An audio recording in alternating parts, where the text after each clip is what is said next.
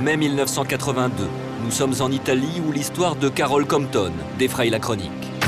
Cette jeune Écossaise, alors âgée de 20 ans, est au centre d'une inconcevable polémique qui l'amènera même en prison. Elle est en effet accusée de sorcellerie, car elle aurait le pouvoir de déclencher des feux à distance, un phénomène très rare appelé pyrokinésie. Tout commence en mai 1982. Afin de retrouver le jeune homme italien dont elle est amoureuse, Carol se fait embaucher comme jeune fille au pair par la famille Ricci à Rome.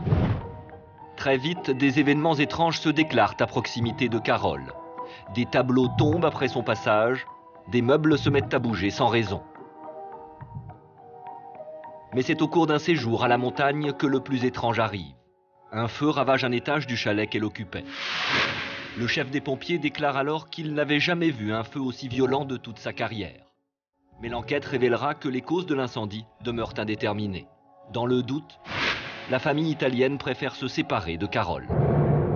Elle est alors embauchée dans une autre famille, chez les Tonti, qui résident sur l'île d'Elbe. La grand-mère, superstitieuse, se méfie très vite de Carol. Elle la surnomme la sorcière.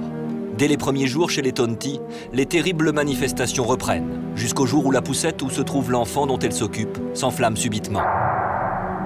Immédiatement, la grand-mère porte plainte et Carol est arrêtée par la police, accusée de sorcellerie.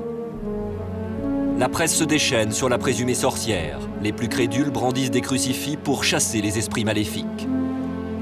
Des parapsychologues se penchent sur le cas de Carol. Pour eux, il se pourrait qu'elle soit la victime d'un poltergeist, ce qui expliquerait qu'elle ne déclenche pas ces feux volontairement.